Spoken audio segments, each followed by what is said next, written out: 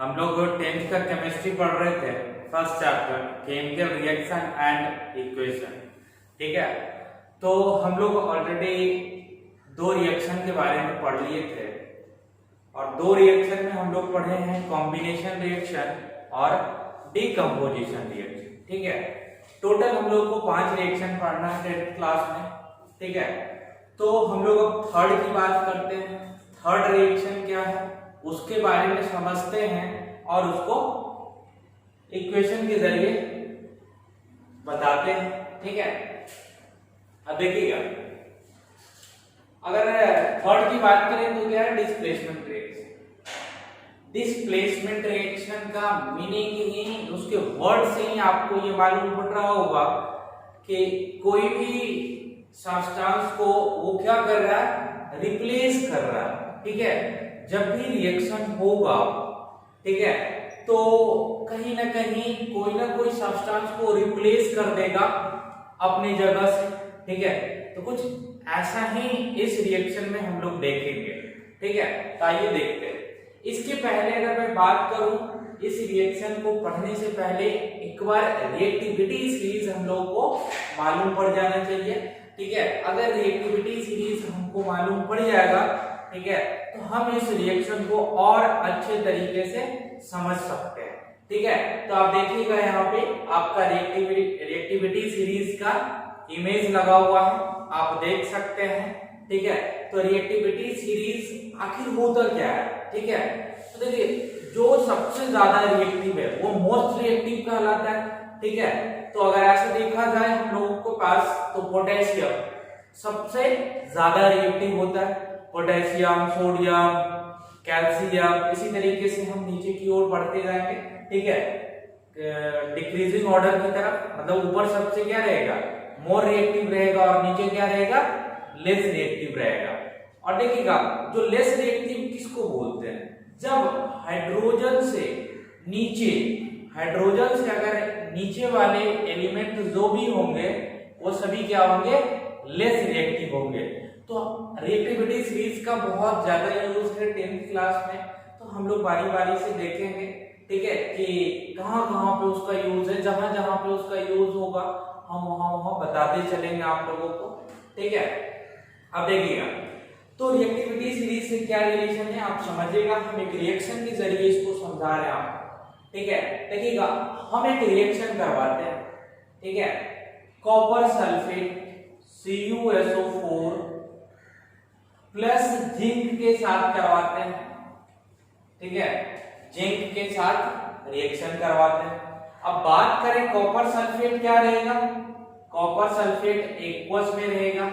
Aqueous solution किसको बोलते हैं वो भी हम आपको बता चुके हैं। एक्वस सॉल्यूशन बोलते हैं तो वाटर के साथ मिलकर सॉल्यूशन बनाए कोई भी कंपाउंड, उसको हम लोग क्या बोलते हैं, एक्वस सॉल्यूशन बोलते हैं। और ये क्या है, हमारा मेटल है, मतलब ये किस फॉर्म में, सॉलिड के फॉर्म में। ठीक, जब कॉपर सल्फेट जिंक से रिएक्शन करेगा, ठीक है, जब जिंक से रिएक्शन करेगा तो देखिएगा क्या बनाएगा। ठीक है, अब ये बना लेगा हमारा। अब यहां से देखिएगा रिएक्टिविटी सीरीज का यहाँ पे यूज है कैसे। अब अपन जिंक की बात करें, ठीक है, तो जिंक रिएक्टिविटी सीरीज में कॉपर से ऊपर आता है। कॉपर से ऊपर आता है मतलब कि जिंक ज्यादा रिएक्टिव है किससे, कॉपर से। ठीक, अगर ये मेटल, ठीक है, जिंक हो, यहाँ पे भी कुछ और भी ले सकते हैं, आयरन भी ले सकते हैं या फिर कोई और इससे ज्यादा रिएक्टिव मेटल यहाँ पे आप ले सकते हैं। अगर यहाँ पे इस कॉपर से ज्यादा रिएक्टिव रहेगा यहाँ वाला एलिमेंट, तभी ये रिएक्शन होगा। ठीक, पहला चीज। अब दूसरी अगर मैं बात करूं तो ये जिंक क्या करेगा, अब देखिएगा, इस एक्वस सॉल्यूशन में से इस कॉपर को डिस्प्लेस कर देगा, मतलब वहां से हटा देगा। ठीक है, तो किस तरीके से बनेगा देखिएगा। अगर इस कॉपर को रिप्लेस कर दिया तो ये कॉपर क्या चला जाएगा, बाहर चला जाएगा, हट जाएगा यहां से, तो क्या बन जाएगा, जिंक सल्फेट। ठीक, क्या बन गया, जिंक सल्फेट। अब देखिएगा जिंक सल्फेट और क्या कॉपर हमारा क्या हो गया, बाहर निकल गया। ठीक है, अब यहां से भी देखिएगा ये हमारा क्या है, एक्वस सॉल्यूशन है और ये सॉलिड है, समझिएगा इस चीज को। ठीक है, तो आप ओवरऑल अगर देखा जाए डिस्प्लेसमेंट रिएक्शन में आप क्या देखें, सबसे पहला टर्म की अगर मैं बात करूं तो रिएक्टिविटी सीरीज आपको मालूम होना चाहिए, और रिएक्टिविटी सीरीज अगर मालूम है तो इस रिएक्शन को बहुत अच्छे तरीके से आप समझ सकते हैं। क्यों? क्योंकि डिस्प्लेस वही करेगा, यहाँ पे कौन सा मेटल के साथ कंपाउंड बना रहा, कॉपर के साथ, यहाँ क्या है, जिंक है, मतलब जो सॉलिड में मेटल रहेगा, ठीक है, सॉलिड के फॉर्म में, वो ज्यादा रिएक्टिव होना चाहिए एक्वस के मेटल से, तभी ये रिएक्शन होगा, अन्यथा रिएक्शन नहीं होगा। ठीक, तो आप समझ गए होंगे, ये कॉपर बाहर निकला, यहाँ पे आकर जिंक अपना स्थान ले लिया, तो ये कॉपर बाहर चला गया, कॉपर क्या चीज में बन गया, सॉलिड में बन गया। ठीक है, तो आप इस तरीके से इसका नाम भी लिख सकते हैं, कॉपर सल्फेट, और ये क्या हो गया, जिंक, ये क्या बन गया, जिंक सल्फेट। ठीक, और ये क्या हो गया हमारा, कॉपर हो गया। ठीक, समझ गए होंगे शायद आप।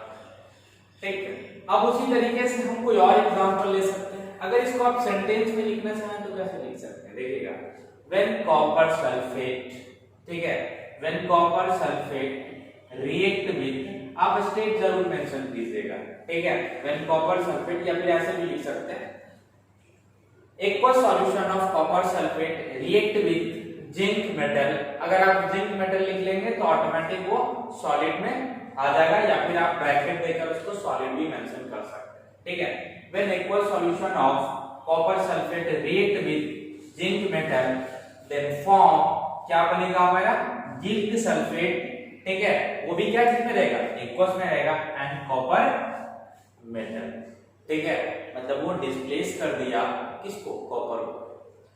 अब दूसरा रिएक्शन की अगर मैं बात करूं, देखिएगा यहीं पे हम इसी से एग्जांपल समझते हैं, कॉपर सल्फेट, या फिर हम यहां ले लेते हैं iron sulphate FeSO4।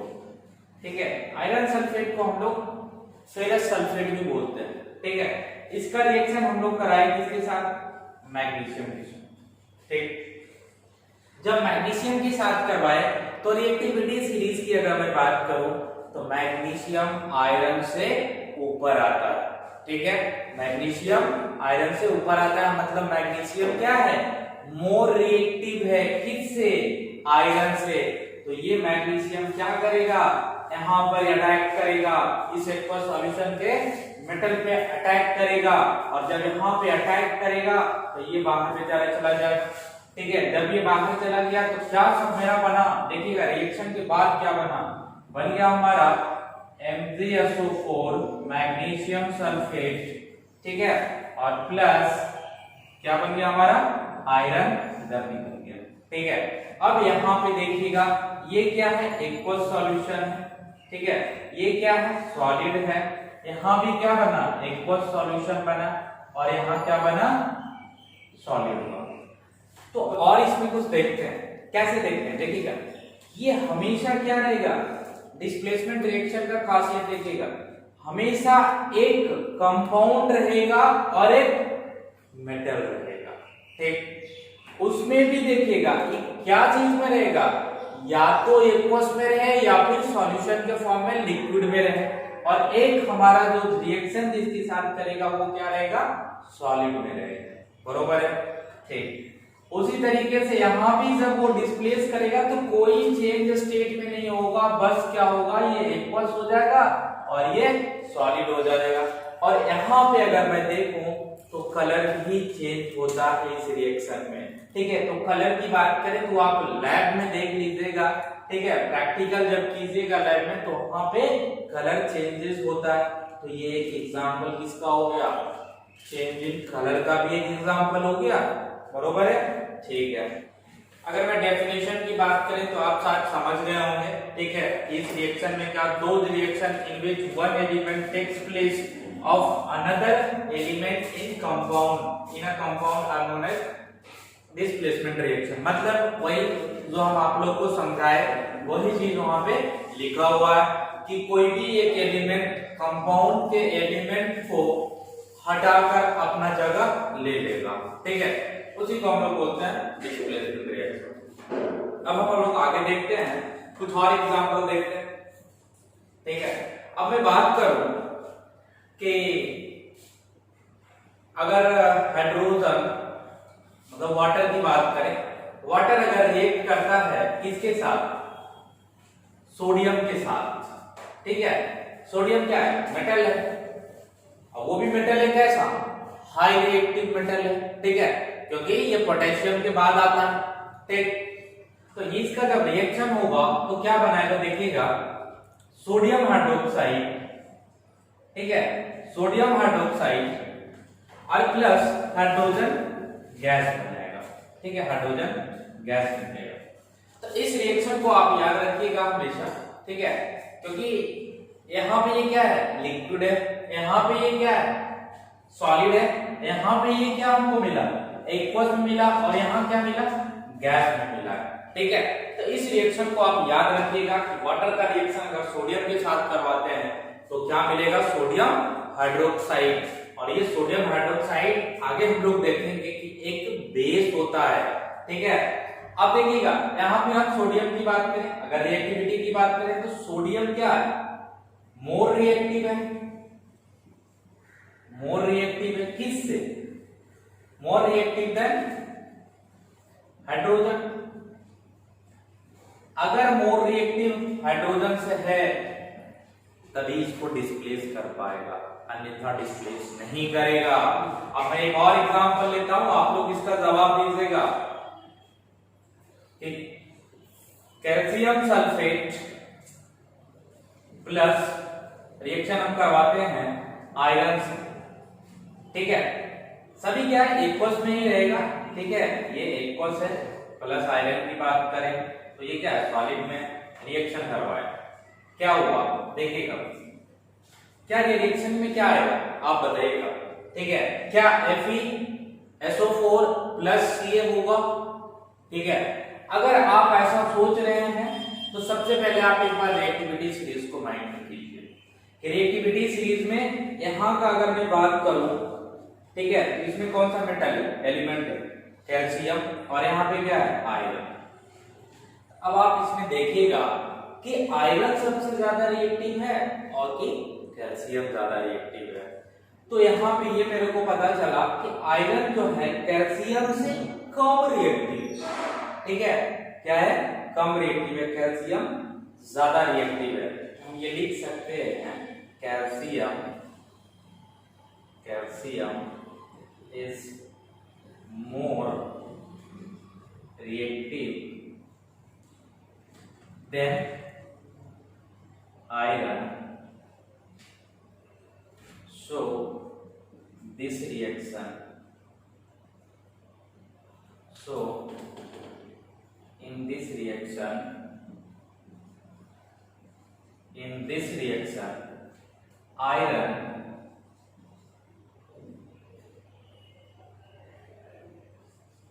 cannot displace calcium, ठीक। देखिएगा इसमें क्या हुआ कि कैल्शियम क्या है, मोर रिएक्टिव है किससे, आयरन से, ठीक है।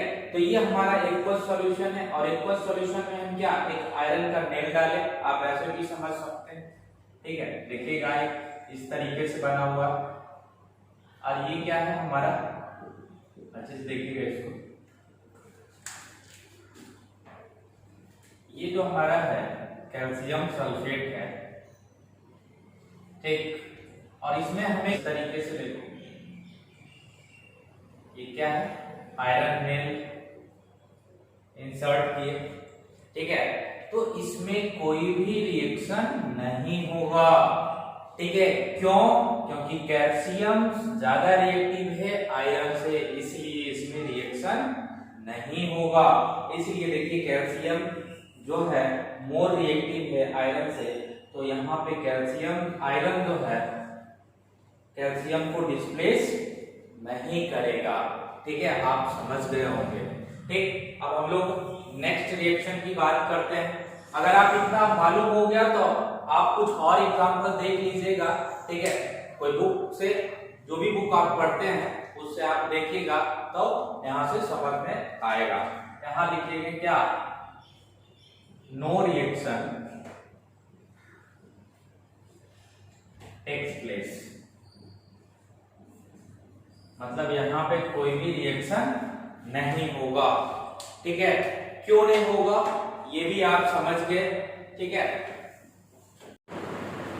हाँ तो अब आइए हम लोग फोर्थ रिएक्शन की बात करते हैं। फोर्थ रिएक्शन क्या कहता है, डबल डिस्प्लेसमेंट रिएक्शन है। ठीक है, तो डबल डिस्प्लेसमेंट रिएक्शन क्या कहता है, ठीक है, डबल डिस्प्लेसमेंट ये कहता है कि those reaction in which two compounds, कितना सारा कंपाउंड रहेगा, दो कंपाउंड रहेगा, रिएक्ट करेगा अपने आप में दोनों कंपाउंड, तो कैसा करेगा, एक्सचेंज ऑफ आयन, किसका एक्सचेंज करेगा, आयंस का एक्सचेंज करेगा और बनाएगा हमारा टू न्यू कंपाउंड। ठीक है, उसी को हम लोग क्या बोलते हैं, डबल डिस्प्लेसमेंट रिएक्शन। ठीक, अब हम लोग एग्जांपल से अच्छे से समझेंगे। ठीक है, AgNO3 सिल्वर नाइट्रेट इसको बोलते हैं। ये क्या है, एक्वस सॉल्यूशन में। ठीक है, किसके साथ रिएक्शन कर रहा है, रिएक्ट कर रहा है, वो भी हमारा क्या है, कंपाउंड ही है। तो यहाँ पे हमारा है NaCl, इसको क्या बोलते हैं, सोडियम क्लोराइड। ये भी क्या है, एक्वस में ही है। तो इस रिएक्शन में सबसे पहले तो आपको ये मालूम पड़ गया कि दोनों जो रिएक्शन में पार्टिसिपेट करता है वो क्या होगा, एक्वस होगा। ठीक, दोनों क्या रहेगा, कंपाउंड रहेगा, तभी डबल डिस्प्लेसमेंट हम इसको बोले। रिएक्टेड साइड में क्या रहेगा, दोनों कंपाउंड रहेगा और दोनों क्या होना चाहिए, एक्वस होना चाहिए। ठीक, तो देखिएगा इधर क्या बनाएगा। ठीक है, हम लोग पहले इसको समझते हैं, कैसे समझते हैं। अगर मैं इसको ब्रेक करूं तो क्या आ जाएगा, ये कुछ ऐसा बना होगा, Na+Ag+ और NO3-, तभी ऐसा कंपाउंड बनाया। ठीक है, इसको हम ब्रेक जब किए थे Ag+ और NO3-, उसी तरीके से देखिएगा यहां भी हुआ होगा Na+ और Cl-। एक ध्यान से देखिएगा, तो यहाँ पे क्या हो रहा, आयंस का एक्सचेंज हो रहा। ठीक है, अब देखिएगा इसको इस तरीके से समझ लेते हैं। आयंस का क्या हो रहा, एक्सचेंज हो रहा। तो कैसे एक्सचेंज होगा, ये जो हमारा है ना Ag हमारा चल जाएगा, इसके पास आ जाएगा।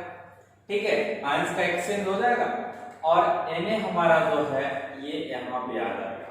ठीक, फिर से देखिएगा Ag+ जो बनाया वो कहाँ चल जाएगा, क्लोरीन के साथ चला जाएगा, आयंस का एक्सचेंज हो रहा। ठीक है, और Na+ कहाँ आ जाएगा, इस नाइट्रेट के पास आ जाएगा। ठीक है, तो रिएक्शन हमारा क्या बनेगा, देखिएगा आप लोग, अगर ऐसा एक्सचेंज करेगा तो Ag की जगह क्या आ जाएगा, NO। देखिएगा इसको अगर हम समझे तो ऐसे समझते हैं। ठीक है, देखिएगा ऐसे कुछ बनेगा कि Na+ NO3-। ठीक, और अगर Ag जब यहां चला जाएगा तो क्या बनेगा, देखिएगा +Ag+ और Cl-। ठीक है, समझ रहे हैं। अब यही देखिएगा। ठीक है, अब यही यहां पे जब रिएक्शन हो रहा तो कैसे लिखेंगे, NaNO3। ठीक, जिसको हम लोग क्या बोल रहे हैं, सोडियम नाइट्रेट बोल रहे हैं, जो क्या होगा, एक्वस में होगा। ठीक है, और ये हमारा क्या होगा, प्लस ये कंपाउंड कैसा बनाएगा, ये कुछ ऐसा बनाएगा, AgCl बनाएगा। ठीक है, AgCl ये हमारा जो होगा सॉलिड में होगा, सिल्वर क्लोराइड क्या होगा, सॉलिड में होगा। देखिएगा यहाँ पे ये जो सॉलिड मिला ना, ये जो सॉलिड मिला वो एज अ इनसॉल्युबल सॉलिड मिला, और इनसॉल्युबल सॉलिड को हम लोग क्या बोलते हैं? प्रेसिपिटेट बोलते हैं।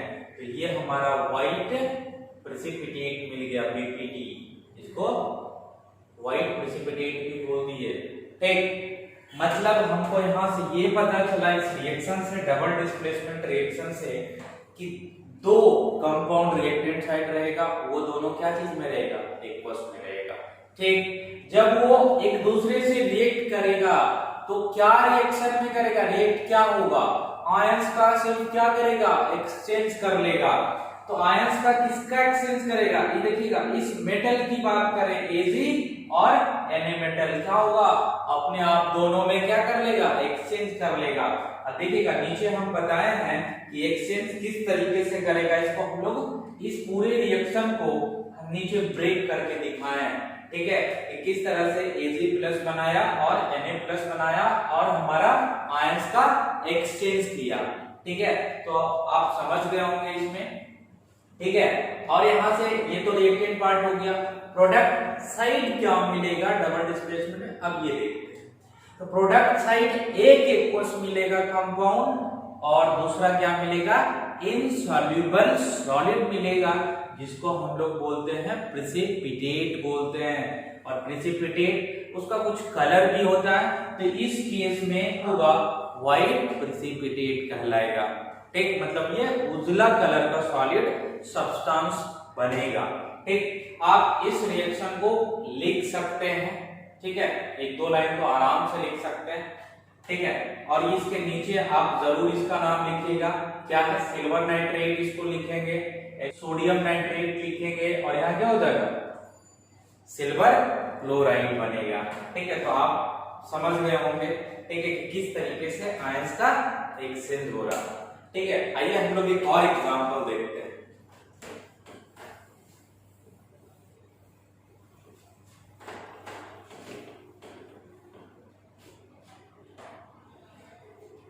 दूसरा एग्जांपल देखते हैं। एग्जांपल 2 की बात करते हैं। देखिएगा, calcium sulphate, calcium sulphate plus ये एक्वस की मान लेते हैं। ठीक है, और hydrogen sulphide H2S, calcium sulphate और हाइड्रोजन सल्फाइड। ठीक है, अब देखिएगा यहां से क्या होगा, ये दोनों क्या चीज में? एक्वस में। ठीक है, सेम जिस तरीके से वहां ब्रेक किए थे यहां भी आप ब्रेक कर सकते हैं। कैल्शियम सल्फेट किस तरीके से ब्रेक होगा? कैल्शियम सल्फेट ब्रेक होगा Ca2+ SO4 2-। ठीक है, सेम टू सेम यहां भी उसी तरीके से होगा। ठीक है, H+ और SO2-। ठीक, इस तरीके से इसको भी ब्रेक करेंगे। अब देखिएगा यहाँ पे क्या होगा? यहाँ भी आयंस का एक्सचेंज होगा, और हमारा जो बनाएगा, अब देखिएगा क्या बना देगा यहां से हमारा H2SO4 बनाएगा। ठीक है, वो क्या रहेगा? एक्वस में रहेगा। ठीक है, और हमारा ये सल्फाइड किसके साथ चला जाएगा? कैल्शियम के साथ, तो इसको हम क्या लिखेंगे? Calcium sulphate. ठीक, अब यहां से आप देखिएगा, ठीक है, कि ये क्या आ गया? सॉलिड के फॉर्म में आ गया। अब ये सॉलिड के फॉर्म में आया तो क्या बनाया?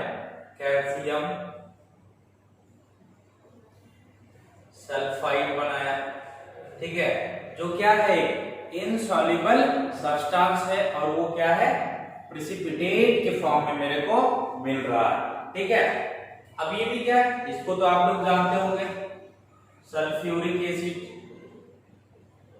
Sulphuric acid. ठीक है, इसका क्या नाम है? Sulphuric acid. हाइड्रोजन सल्फाइड भी उसका नाम बोलते हैं। ये क्या हो गया? कैल्शियम सल्फेट, और ये क्या हो गया? Hydrogen sulphide. ठीक, आप देख लीजिए यहां से। ठीक है, कि यहाँ भी क्या था, रिएक्टेंट साइड दोनों एक्वस था।